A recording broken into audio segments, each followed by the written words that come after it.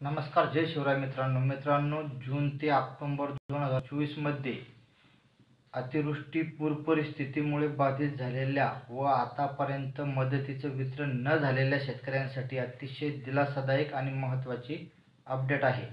मित्रांनो, जून 2024 मध्ये अतिवृष्टी पूर परिस्थितीमुळे नुकसान झालेल्या अमरावती विभागातील 5ही जिल्हे, ज्यामध्ये अकोला, वाशिम, यवतमाळ, अमरावती आणि सर्वात मोठा बाधित झालेला जिल्हा म्हणजे बुलढाणा, या जिल्ह्यातील शेतकऱ्यांचं मोठ्या प्रमाणामध्ये नुकसान झालेलं होतं।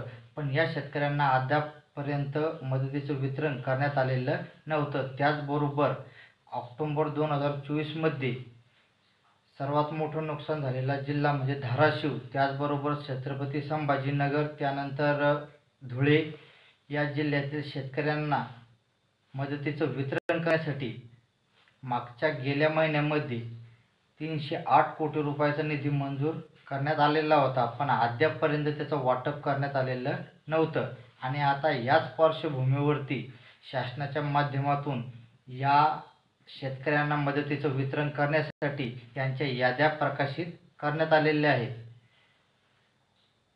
आणि प्रशासनाच्या माध्यमातून या शेतकऱ्यांना KYC करण्याचं आवाहन करण्यात आलेलं आहे। ज्या शेतकऱ्यांचे पंचनामे झालेले होते त्या शेतकऱ्यांनी आपल्या गावातील यादीमध्ये आपलं नाव आहे का हे चेक करायचं आहे। जर का आपलं नाव त्या यादीमध्ये जर का असेल, आपलं जर का नुकसान झालेलं असेल, तर अशा शेतकऱ्यांनी आपली KYC CSC सेंटरच्या माध्यमातून करून घ्यायची आहे।